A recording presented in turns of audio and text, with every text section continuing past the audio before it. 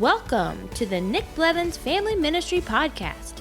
Our goal is to help you maximize your church's potential. You'll hear from top leaders in children's, student, and family ministry about the principles and practices they use. Now here's your host, Nick Blevins. What's up? Welcome to episode 232 of the podcast. In this episode, we're kind of continuing a conversation that we started last week about children's ministry large group.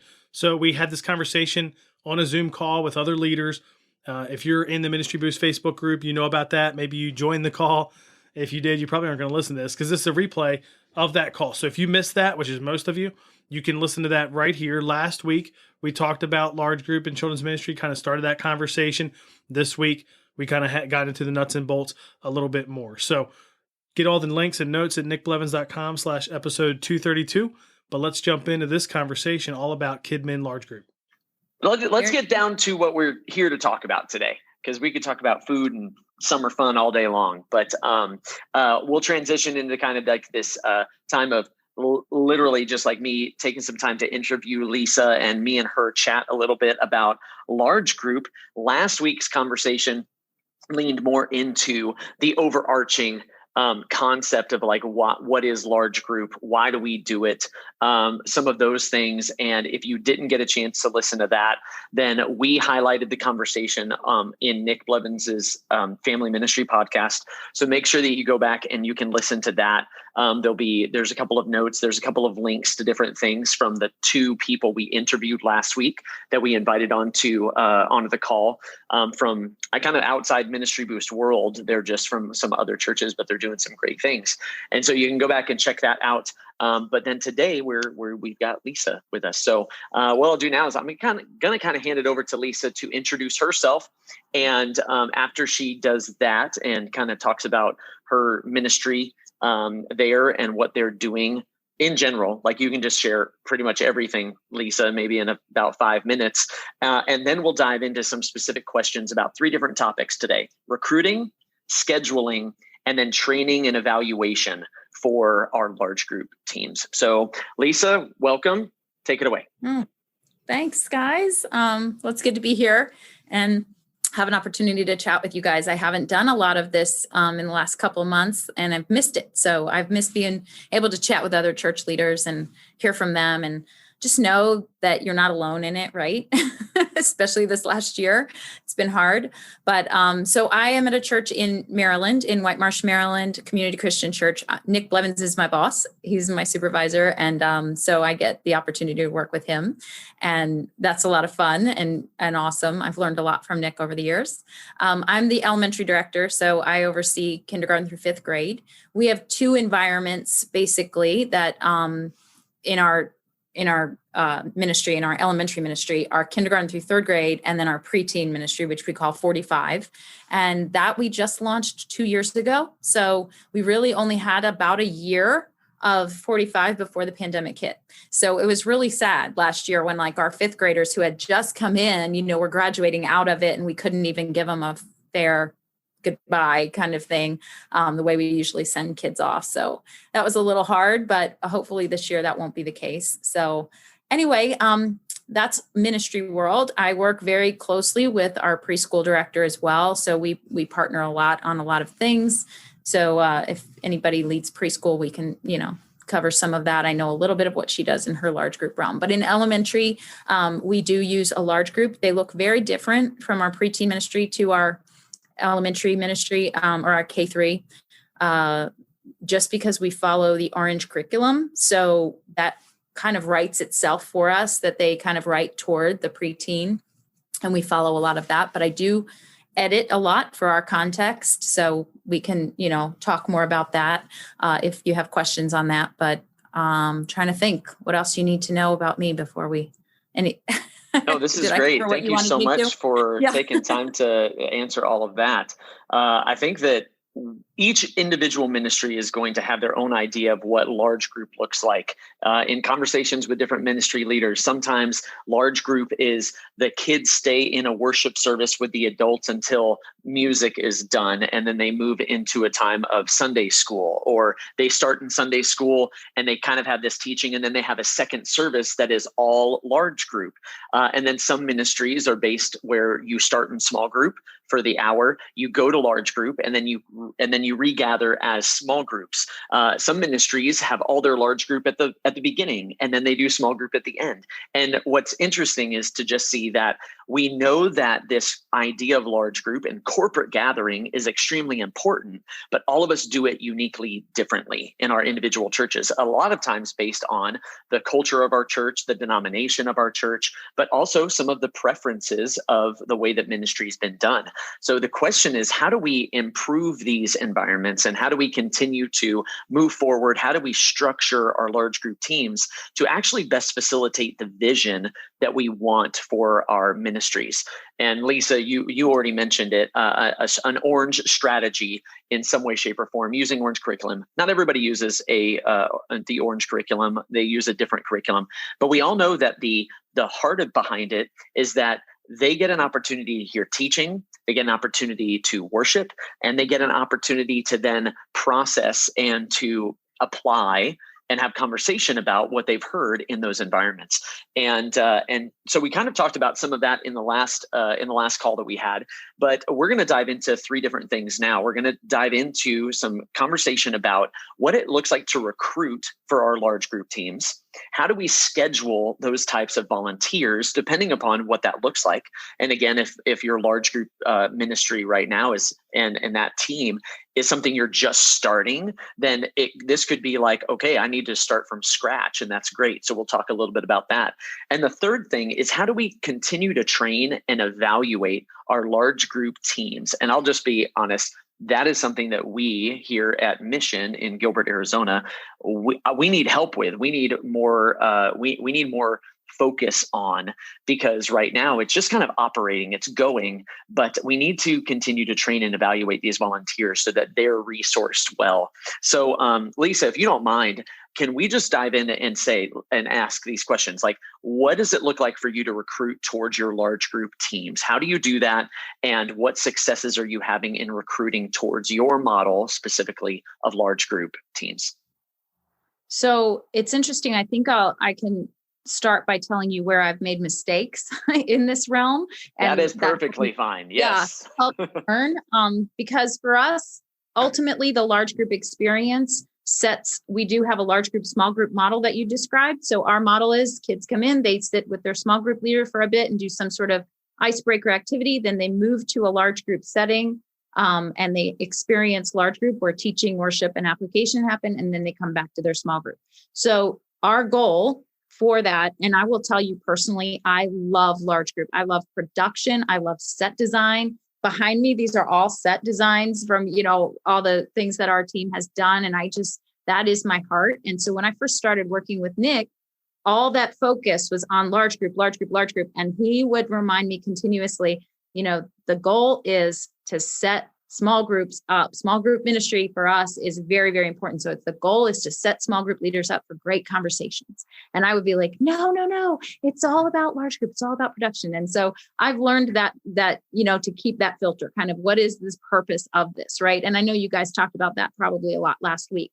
So with regard to recruiting, if that is the case, we have, I'd say, 4 basic roles that we use in our large group time. We use a host or an MC that sort of takes kids through the whole morning.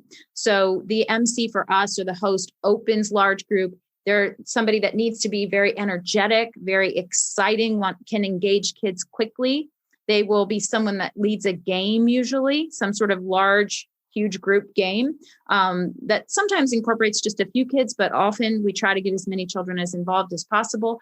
And then at the end of large group, that same host is the one that sort of has figured out what the bottom line or the message for the day is, and has now decided that they can apply it to their life. And they share that through their closing. So there's this application review of the main idea, the main point. So that's the host or the MC. We used to have a live storyteller. I will tell you that that is my favorite role, but I have not had enough large group leaders. So we have gone to video storytelling. So we use our curriculum video for storytelling in both preteen and K-3 environments. So the storyteller is not one of our roles right now. The other role would be a worship leader, worship leader, worship team. So that is made up right now of a lot of students, and they come up on stage, and we use tracks. We use live lyric videos. We don't have singing. We don't have instruments. So that's more of like, and this is in our kindergarten through third grade environment. So they do hand motions. They learn them. I've even had our students choreograph. Like there are some kids that are just really on it and love it. And they're way cooler than I am at my age. So they are choreographing things and doing, Fortnite moves that I don't know. And so they do that and they send it to me, and kind of, I approve it and make sure that everything's appropriate and okay to go. And then I put that video out there for our worship team to learn. So our worship team leaders a lot of them are students, but I have one adult that kind of leads those students, and I can get further into that. It's helpful for me to tell you the roles, so how I'm recruiting. Sorry, I kind of go do. No, you're doing great. This is fantastic. Okay. I love what the structure that you're providing. This is exactly what we hope for. Good. So, and then the last role for us would be, like I said, it would be 5 if we had live storytelling, but we don't. But the last role would be our tech crew. And that's the person that runs all of our Pro Presenter and the media that goes with our large group environment. So those are the 4 roles. As I think about recruiting, I have made mistakes in this way. One time, I asked one of our members at our church, who actually preaches for us sometimes on the main stage in the main auditorium, worship center, and big church, whatever you want to call it. And as a storyteller, it was terrible because he's a preacher. So he was preaching to the kids, and his energy and his explanation, it was way up here.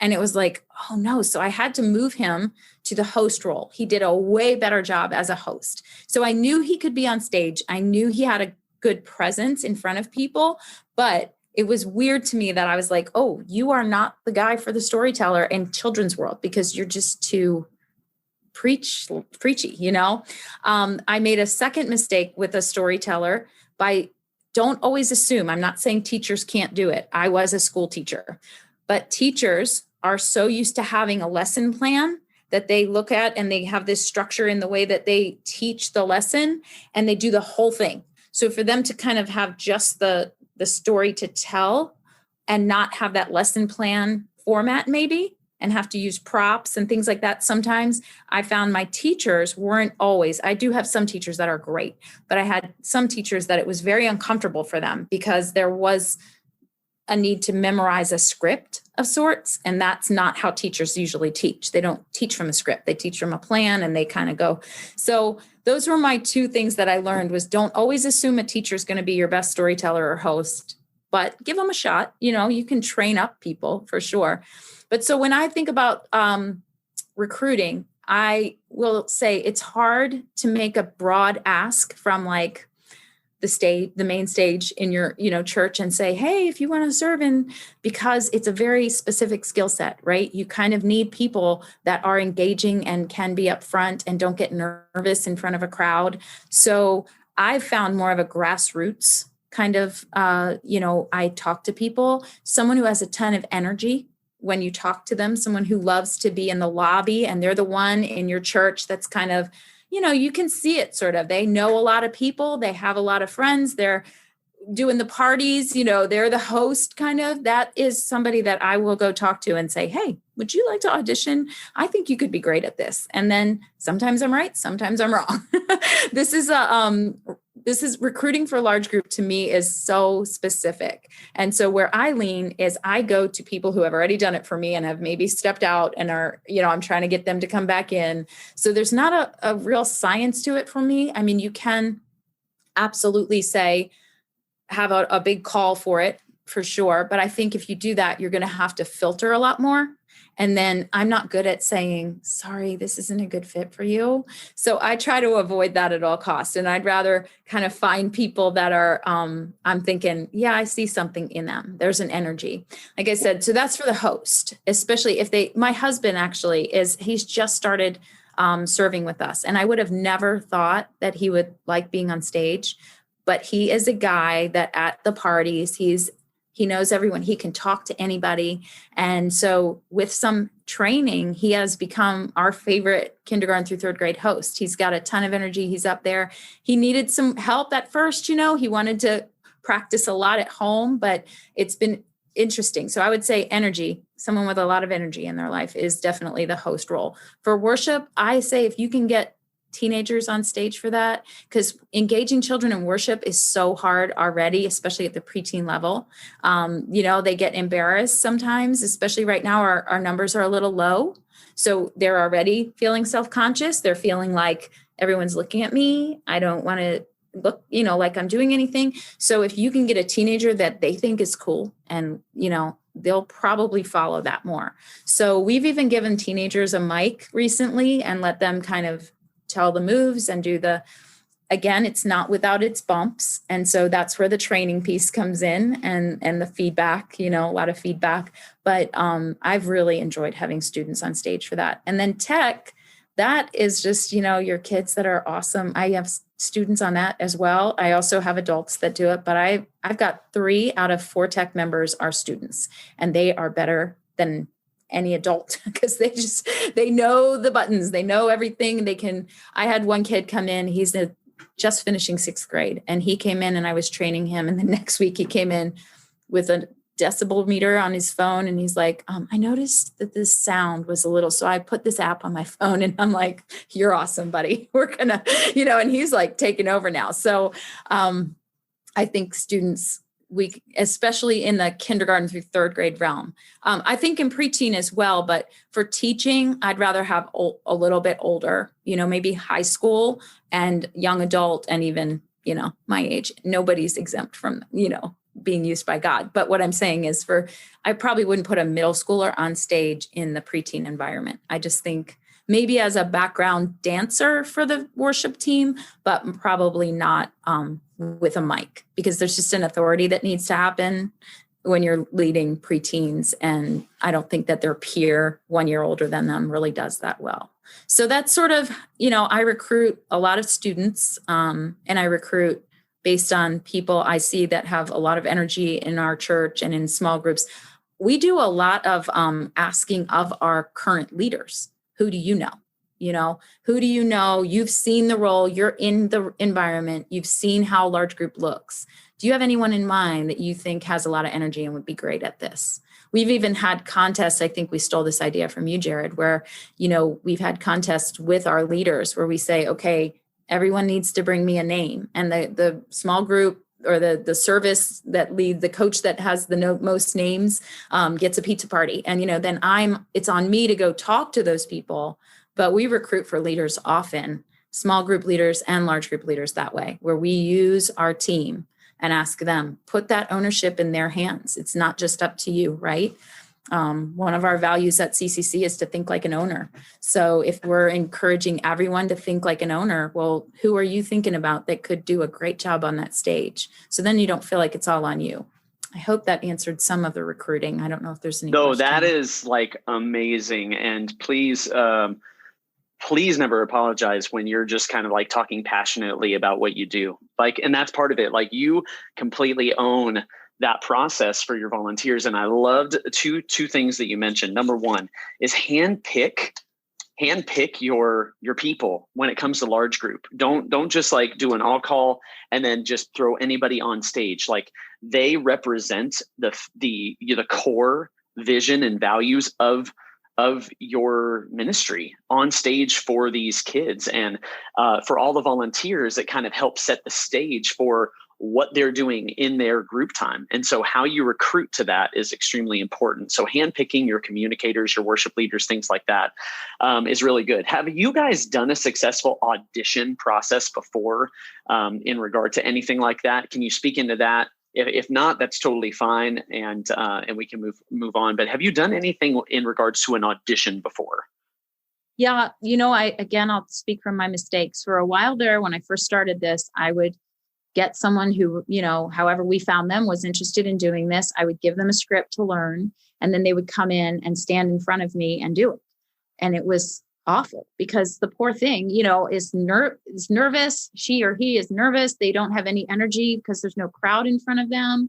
So Sue Miller, actually, I heard her say a few things about this, and it struck me. And I was like, I need to help that process become more of almost a training as we go. So now what I do is, if I have someone brand new to the process, I will still give them a script, but I take that script and I chunk it out, and it's 2 people now are saying what one person would normally say. And I'm one of them and they're the other. And I would give them the opportunity to look at that script and say, which one do you want? And they tell me, and I say, you practice that. And then we're going to come together and we're going to practice together. So the first time we meet, we each have a script and we're reading it, we're doing it, and I can give feedback and I can give ideas on how maybe you can. And what's good about that is sometimes, they're not that bad.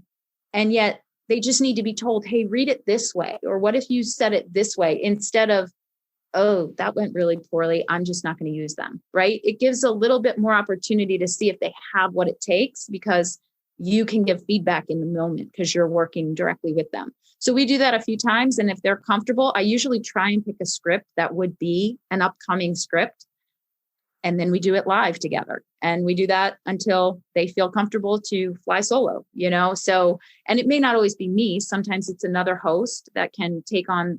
I might start that process with them and do the first one on stage. But then after that, the next time they're up, it's them and another host. And they have to work together, until they kind of feel like, and then they can learn from another host that way too, and see their vibe and their feelings. So that's sort of how it's very casual. It's not like a big, like I said, it used to be this horrible stand in front of no one and do this script with no energy of a crowd, So I just think live production, you use so much of the crowd in your presence, and in how you can speak to an audience. So that's great. Been yeah. There's something I'll share that we have done, and that has been extremely successful, but only really in a specific age group. And I'll tell you why in just a second, because you kind of transitioned over into some training stuff. We can recruit people. We say, you have what it takes. I think that you have what it takes. I've seen you interact with people. I want to welcome you into this.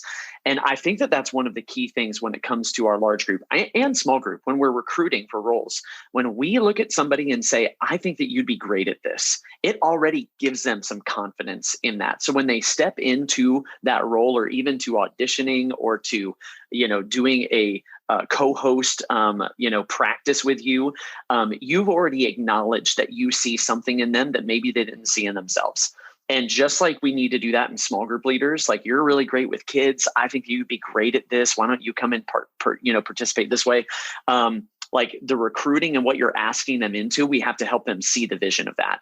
I want us to go ahead and move into scheduling in just a second, and then the training piece. But one of the things that I actually have done with our preteen stage people is I will actually sit them in an empty room and say, you have to work me. You have to pretend I am the preteen, and you have to keep my attention. And guess what I'm going to do? I'm going to act like a preteen. And you are going. And so when you ask a question, you better be ready for a preteen answer in the midst of this. And I sit them, and we call it a gauntlet, and we just put them through the gauntlet. And so I sit in a room and I allow that. So some of the ministries that are represented, in the churches that, are here or listen to this, may be kinder through 5th grade. And so sometimes you may have people on stage that it's like they communicate really well to kinder through 2nd grade, but the preteens are checked out. And then you have sometimes that people communicate and they're really great for preteens, but you've lost the kindergartners, and they're almost scared of the person because they're too much in people's face. And so what we have done is, because we have a separate ministry for kinder through 3rd, and then preteen is 4th, 5th, and 6th grade, is we will do some more of that coaching in regard to get in front of an empty room and show me what you can do when I respond, differently than, you hope? And how are you going to work through this situation because it's going to come. You're going to have a preteen shout out a weird answer and you're going to have to go, okay, hold on 1 second. Let's get back on track. Because it's, we have a friend, Todd Hicksonbaugh, who has a podcast called Herding Cats. That's exactly what it's like. Okay. And that's a great podcast to go and check out. So anyhow, let's move on to scheduling. So we've done some things with recruiting. We've talked about that. Now we've got people on our team, but how are you scheduling them? There are ministries that schedule volunteers every week, that schedule once a month. What are you guys doing? What's been successful?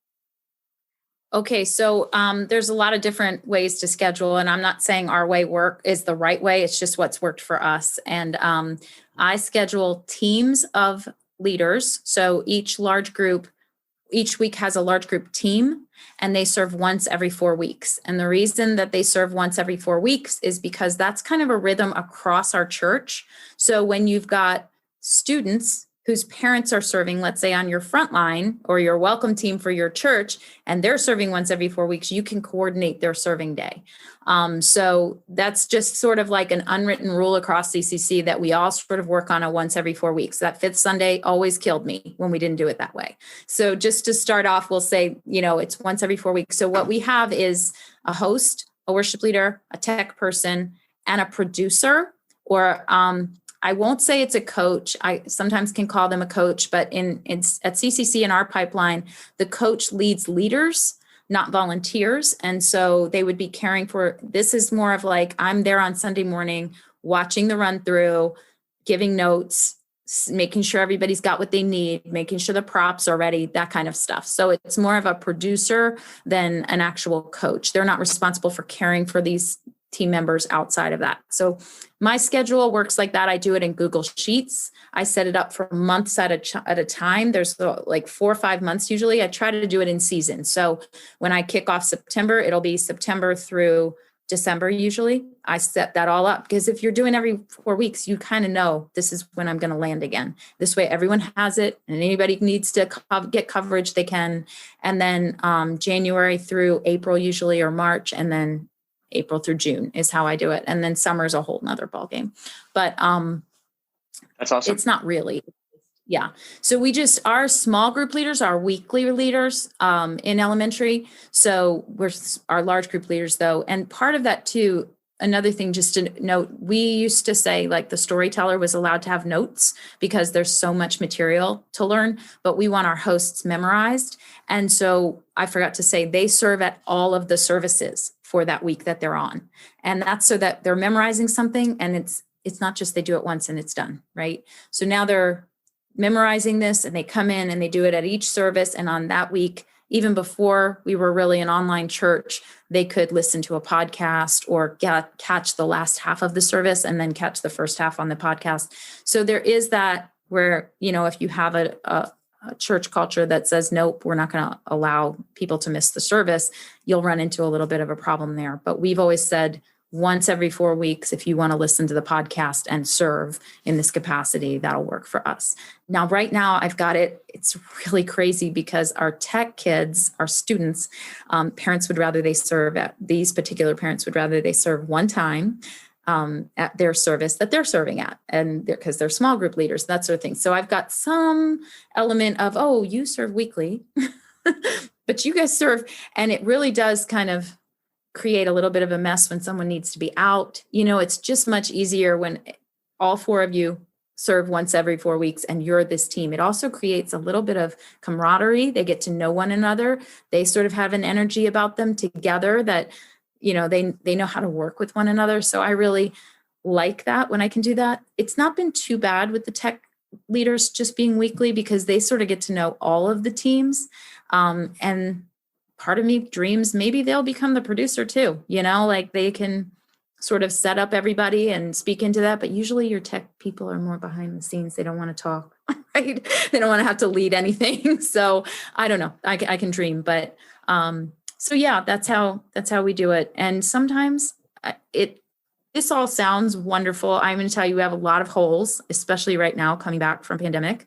And so the producer is often the host that morning. The person that's hosting is us also praying with the team and making sure everything is where it belongs. And, sometimes that's me at all the services, twice a month and, that kind of thing. So that's how we schedule. I have tried the weekly thing.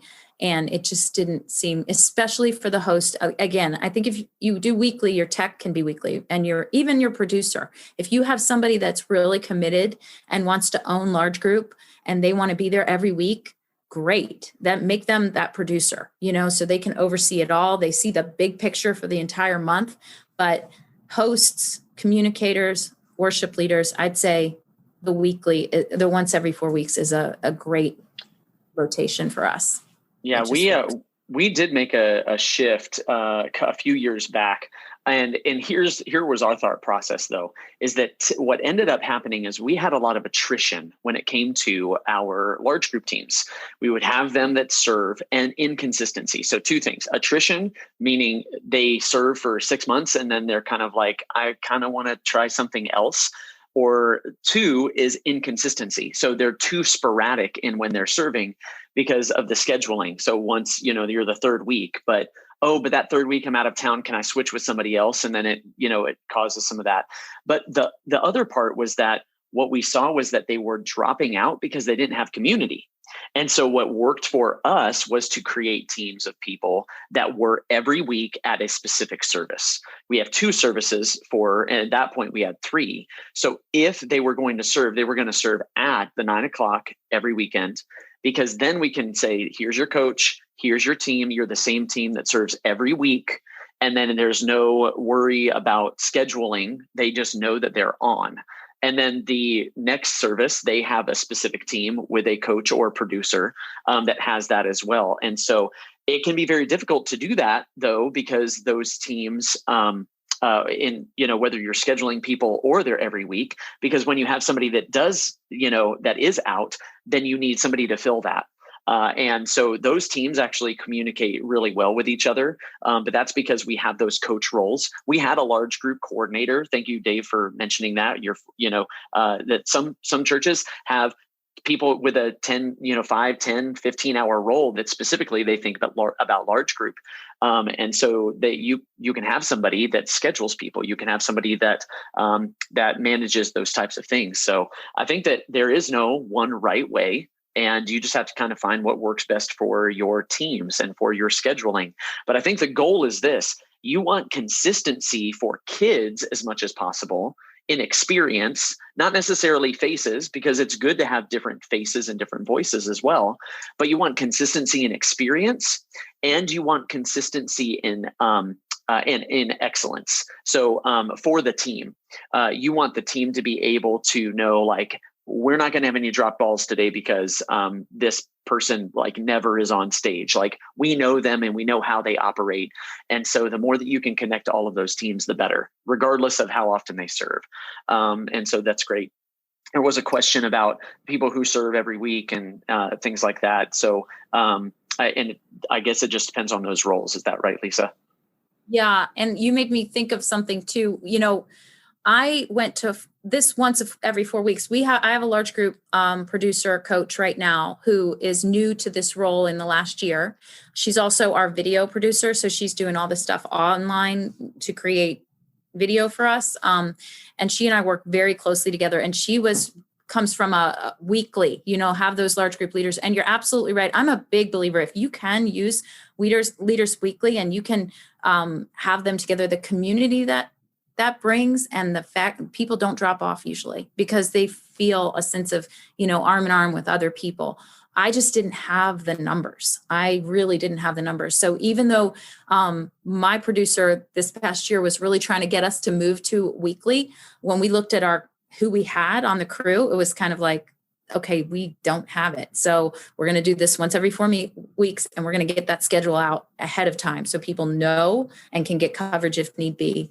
And now I forgot what I thought of. If I think of it, I'll let you know. It's all good. That's fine. But yeah, for us, it was also a numbers game for me, not having. So maybe people start with getting a schedule together of, maybe you can't commit to that. It's kind of like when you bring somebody on as a sub in your small groups. Okay, can you just start out with every other week? But I know you're going to fall in love with it. Maybe you'll move to every week, and it's just like helping cast vision for why some of those things are important. And again, it depends on your ministry model. Some churches may only have one service. So if they serve every week, then they don't never get to attend a service. And so every single church has the opportunity to figure out what works best for their volunteer teams and for their ministry models and things like that. And again, there's some people that it's like, only need a host because they do worship in a separate environment. Or really, I just need somebody to do games with them. But how often do those people serve doing the games? It's is it every week? Is it every other week? And I think the best course of action is always, how can I empower? That was something that you brought up with even the worship motions.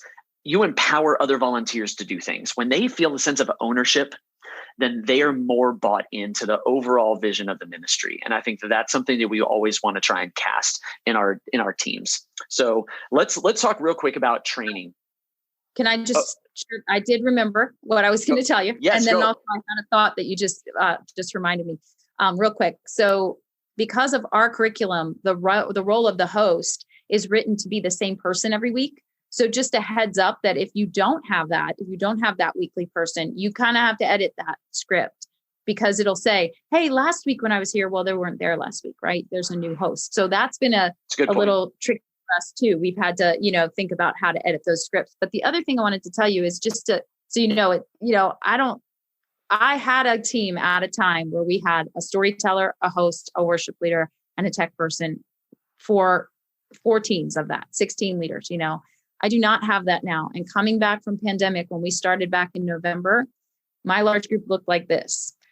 Me going up on stage, welcoming kids, greeting them, having them sit down, making sure they were socially distanced, wearing their masks, all of that. And then, hey, let's watch this video. We were putting so much energy into our online experience. And I didn't have the people coming back to be on stage. So we used our online material and we chunked it out. We edited the video and we watched the game that was played online.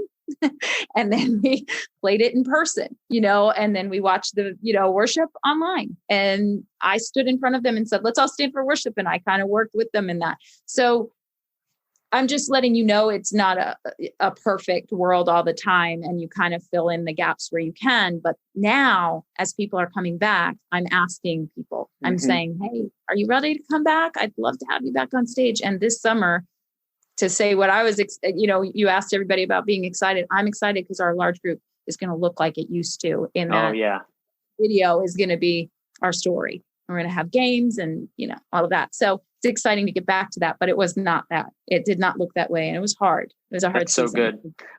Well, there you go. Part 2 of the Kidmin large group conversation. I mean, it wasn't formally 2 parts, you know what I mean? But we had that conversation last week, came back. We talked about it again this week, dug into the nuts and bolts a little more. And here are some action items I thought of during our conversation that you might want to take action on this week. Now, these action items, the whole point of it is to really take children's ministry large group to another level. And step 1 would be get some volunteer job descriptions written and clarified for every role within your Kidmin large group team so that people know this is the win, this is the expectation, this is what we're shooting for. Then action step 2, schedule a large group volunteer training. I think there are 2 many children's ministries, my own included for many years, that where we did trainings and things like that for leaders, but we did too few trainings on the skills of large group.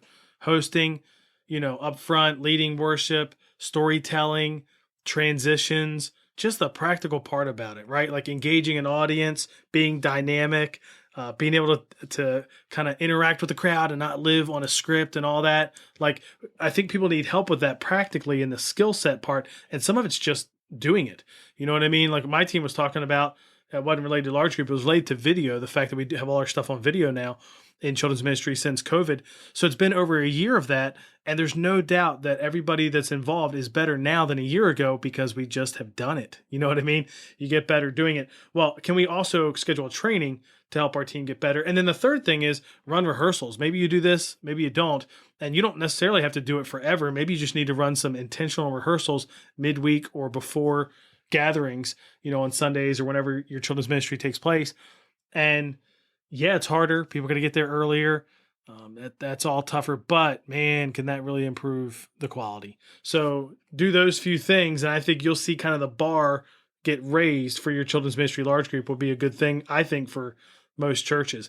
I know for my church, and we're going to probably do some more of this with Ministry Boost. We're talking about maybe having a webinar where we can get some more voices around to talk about children's ministry large group from people that are doing it really well. But I really want the kind of in-person large group experience for kids that kids run to, that's got like that camp feel. It's just fun. It's big.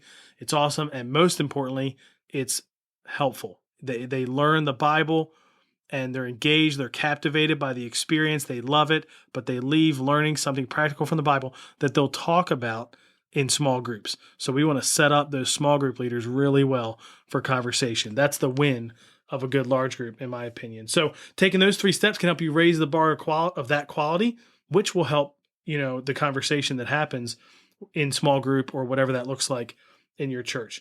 Get the links and notes at nickblevins.com/episode 232, and make sure you subscribe. I've got some interviews. We're going to kind of get back to the interviews that we usually have on here.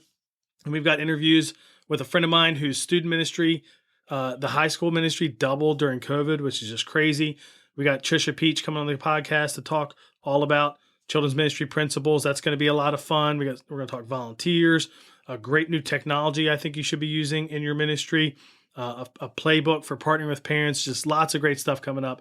Make sure you're subscribed so you don't miss any of those, and I'll catch you on the next Family Ministry Podcast. Thanks for listening to the Nick Blevins Family Ministry Podcast. We hope this helps you maximize your church's potential. We would love to hear stories of how you apply what you've learned. You can do that by leaving a comment on iTunes or in the show notes at nickblevins.com.